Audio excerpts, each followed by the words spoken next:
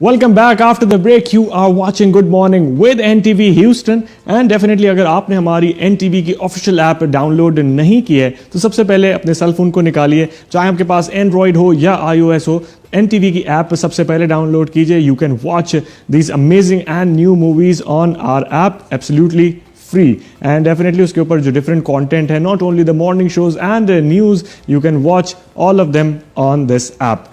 Moving on to our guest, हमारी आज की जो guest है, she is a youth activist, she is an emerging talent, a young politician and definitely working a lot for the betterment of many human beings.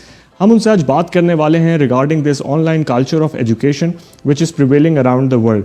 लेकिन ये in western world सुनने में काफ़ी अच्छा लगता है that you are dealing with the online education, you are having online classes, but the scene is quite different in the other parts of the world, especially the Asian countries, जहाँ पे जो internet का connection होता है या इस तरह की जो सिचुएशंस होती हैं या इवन लैपटॉप की सप्लाई है या गैजेट्स हैं, उनकी अवेलेबिलिटी जो है वो अक्सर मसला बन सकती है. Moving on to our guest, thank you so much Ufaq for joining us in this episode of #GMNTV. It's a pleasure having you. Initially हम बात कर रहे थे about this online education scenario and हमने देखा कि दुनिया भर के जो स्कूल्स थे वो काफ़ी लंबे टाइम के लिए बंद थे. वेस्टर्न वर्ल्ड ने किसी तरह कोप अप कर लिया with the online education thing, but talking about the Asian countries specially in India, Pakistan, Bangladesh and all these countries, यहाँ पे जो एजुकेशन की मेन प्रॉब्लम है वहाँ पे online I don't think so is the solution. And school I don't think so कि अभी बहुत जल्दी खुलने वाले हैं. दो हमने देखा कि जो नेशंस हैं जो कोरोना वायरस से डील कर रहे थे वो काफ़ी हद तक जो है स्कूल खोल रहे हैं slowly. What are you thinking about this? What's your take on this story? Hello Zair, first of all thank you so much for having me on your show. And as far as your question is concerned, we must realize the fact that corona is here to stay. कोविड-19 को मैं to be very honest मैं इस पूरे साल तक कहीं भी जाता हुआ नहीं देख रही. So what we have to do is we have to learn to live with it now. और जहाँ तक स्कूल्स की बात है, देखें बहुत अच्छा हुआ कि लॉकडाउन्स हुए, all over the world countries ने इस चीज़ को प्रैक्टिस किया, हमें SOPs को फॉलो करना आ गया and then mask and gloves वगैरह, सैनिटाइजिंग, ये सब एक सोशल नॉर्म बन गई हमारे लिए.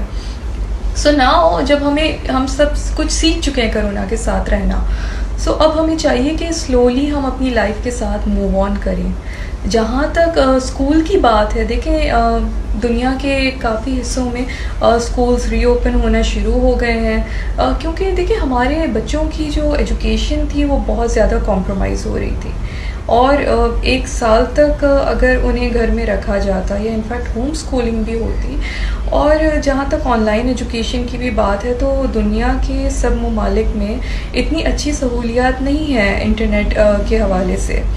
सो या काफ़ी चीज़ों को मद्देनज़र रखते हुए ये बहुत अच्छा इक़दाम है कि स्कूल्स रीओपन हुए. लेकिन हमारे बच्चों की और ओवरऑल सबकी वेलबींग की ज़िम्मेदारी भी हम पे आयद होती है, इंडिविजुअली भी, कलेक्टिवली भी, स्कूल्स पे, पेरेंट्स पे, कि वो अपने बच्चों का एंड देन दूसरों का भी एक ख्याल, एक सोशल रिस्पॉन्सिबिलिटी जो है SOPs को फॉलो करते रहें.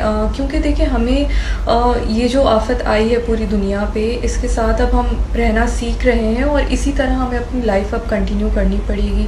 जिस तरह से हम पोलियो के साथ या ट्यूबरक्लोसिस के साथ हम रहना सीख गए हैं. क्योंकि इसका जो एक बहुत बड़ा ड्रॉबैक है वो ये है कि हम तो बीइंग एडल्ट्स हम एक एबिलिटी रखते हैं एडजस्ट होने की, बट हमारे जो यंगर वंस हैं, हमारे जो बच्चे हैं, उन पे, उनकी वेलबींग पे, उनकी मेंटल हेल्थ पे बहुत बुरे असरात मुरतब हो रहे हैं इस चीज़ के, सारी सिचुएशन के. और ये उनके लिए बिल्कुल एक नॉर्मल चीज़ नहीं है. सो उनकी स्टडीज़ कॉम्प्रोमाइज़ होंगी, उनका जो एक एक लर्निंग प्रोसेस की एबिलिटी है वो रस्ट हो जाएगी. सो आई गेस आई बिलीव कि अब स्लोली हमें इस तरफ जाना चाहिए. Thank you Ufaq for that and you have made your stance very clear कि एजुकेशन जो institutions हैं उनको भी स्टेप अप करना चाहिए and definitely it's our responsibility. At the same time उसके साथ साथ स्टेट की भी रिस्पॉन्सिबिलिटी है to find alternatives. Apart from that Ufaq, we have talked about the educational institutions and एक और जो एक फील्ड है related to fitness, which is very important to talk about as well. अगर हम fitness की बात करें, so we have seen there are multiple gyms, there are multiple fitness centers जिनको जो है एक थोड़े टाइम के लिए खोला था बीच में, लेकिन उनको भी दोबारा बंद कर दिया था. Because of that, there are many people and there are many trainers जिनका जो income है वो इन या इस तरह के businesses से associated होता है. So what's your take on that, being a fitness freak as well? Somehow or the other हमने देखा कि different gym owner जो है सामने आए, protest किया, different cities के अंदर protest हुए, not only in Asian countries बल्कि different parts of the world जहाँ पे gym को जो है बिल्कुल ही बंद किया हुआ था. कुछ लोगों ने home gym भी बना लिया. But again coming back to the Asian countries जहाँ पे facilities and expense level and the income group is not according to the mark जहाँ पे आप जो है home gyms को support कर सकें. How do you see this? And as far as gyms are concerned, तो मेरे नज़दीक तो जिम एक ऐसी जगह है या फिटनेस सेंटर एक ऐसी जगह है जहाँ ऑलरेडी हेल्थ कॉन्शियस लोग जो हैं वो आ रहे होते हैं. इस वजह से वहाँ पे मेरे ख्याल से सोशल डिस्टेंसिंग का इतना इशू नहीं होना चाहिए, बिकॉज जिम्स में ऑलरेडी सोशलाइजेशन जो है बड़ी कम होती है और एक ऑलरेडी एक डिस्टेंस मेंटेन्ड होता है इक्विपमेंट्स के बीच में. और इस सूरत हाल जो हमें चल रही है तो मैनेजमेंट जो है बड़ा इजीली इस चीज़ को कंट्रोल कर सकती है, क्योंकि वो अपने किसी एम्प्लॉय को रख सकती है डेडिकेटेड कि वो हर इक्विपमेंट पे हर यूज़ के बाद एक स्प्रे करे, और इसी तरह जो मेंबर्स हैं उन पे थोड़ा इम्पोज किया जाए SOPs को फॉलो करना. मास्क ऑब्वियसली हम नहीं पहन सकते वर्कआउट के दौरान, बट मैक्सिमम हम लोग सैनिटाइज़र यूज़ कर सकते हैं, हम लोग ग्लव्स यूज़ कर सकते हैं.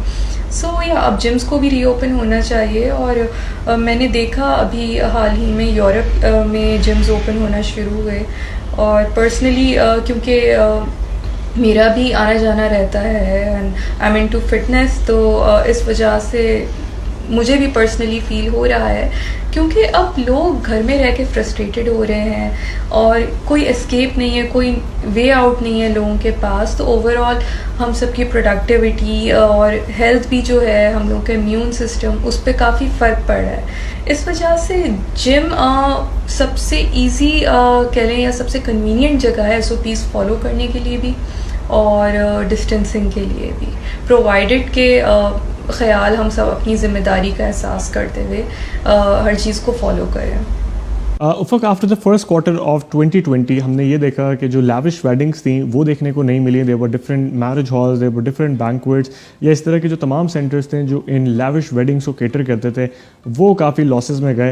And apart from that what we have seen that recently there were different celebrities जिन्होंने 2020 में ड्यूरिंग द पेंडेमिक उन्होंने एक बहुत सिंपल सी जो है घर में या having their close friends around, they had their wedding ceremonies जो कि बहुत ही एक कम बजट के अंदर उन्होंने अकम्प्लिश किया अपनी इस चीज़ को. And not only this but we have seen कि जो असल प्रॉब्लम है in the Asian countries that is considered to be dowry.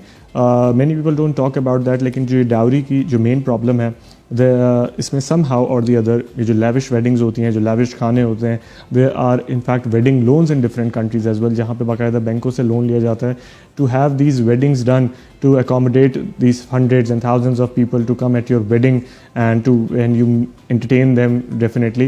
So how are you seeing this practice?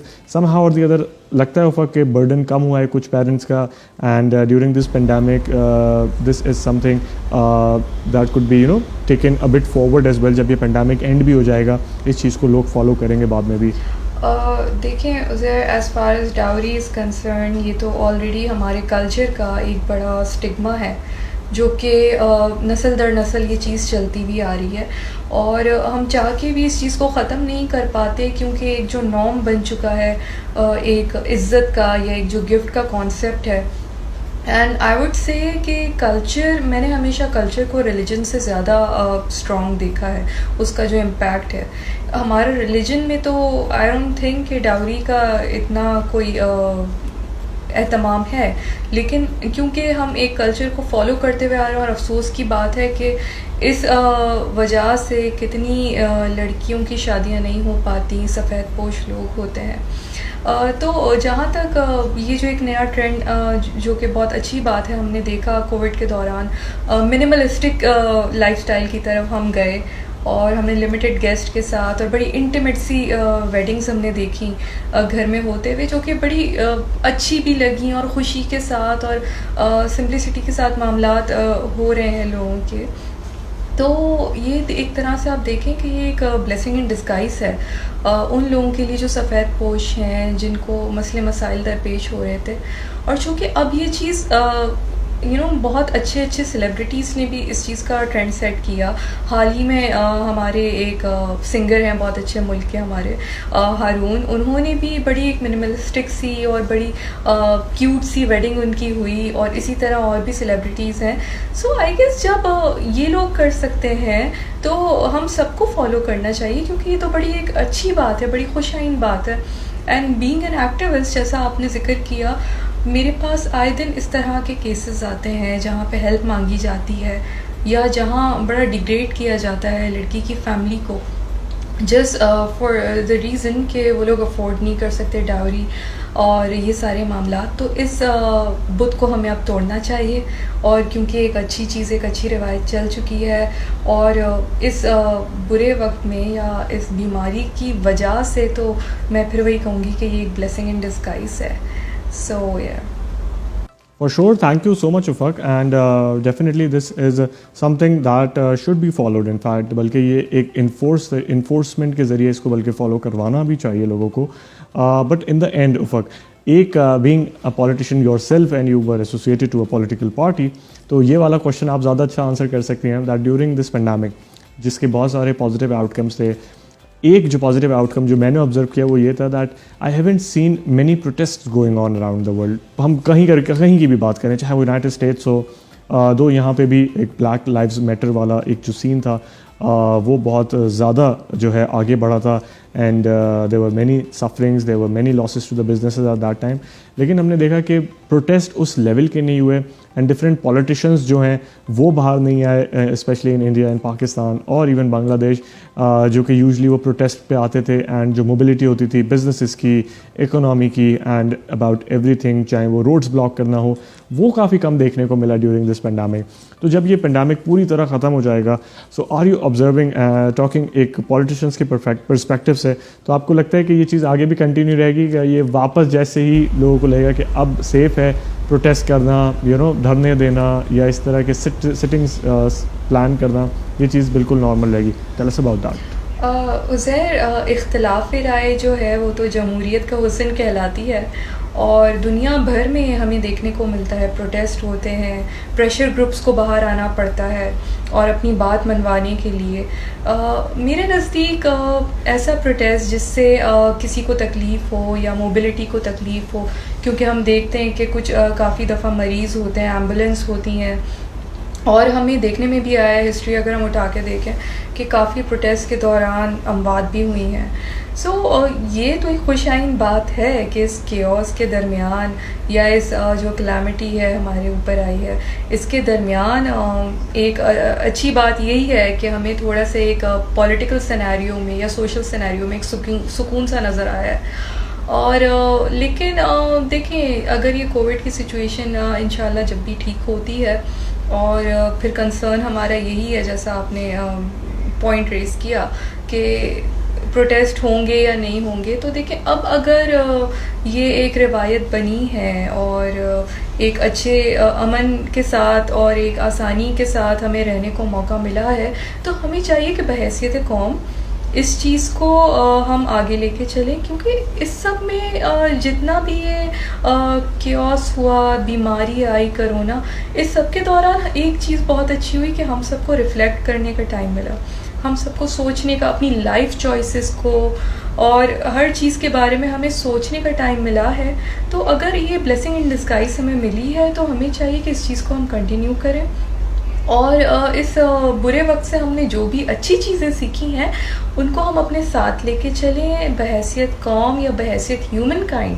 मैं पूरी दुनिया की बात करूँगी कि जो हमने इस कलामिटी के दौरान सीखा है, हमें वो चीज़ पास ऑन करनी चाहिए, और दुनिया के लिए बेहतरी हमें एक बेहतरी का ज़रिए बनना चाहिए। और जैसा कि हमें देखने को मिला इनिशियली कोविड में भी कि तस्वीरें आ रही थी कि मौसम अच्छा हो गया, पोल्यूशन कम हो गई। सो let's make world a better place to live. That's what I want to say. Thank you. Well thank you so much Ufaq for joining us on a very short notice in fact and आपने अपना जो stand है वो बहुत ही ज़बरदस्त तरीके से present किया एंड आई रियली होप कि जो पॉजिटिव आउटकम्स हैं इसको आगे प्रिवेल करना चाहिए and it should be taken forward as well. Moving on to the next part of the programme, लेकिन next part of the programme पे जाने से पहले I really want you guys to take a very short commercial break के बाद वापस आएंगे and आपको बताते हैं हमारे प्रोग्राम में और क्या है. Don't go anywhere, we'll be right back. You are watching good morning with NTV Houston with me Zair.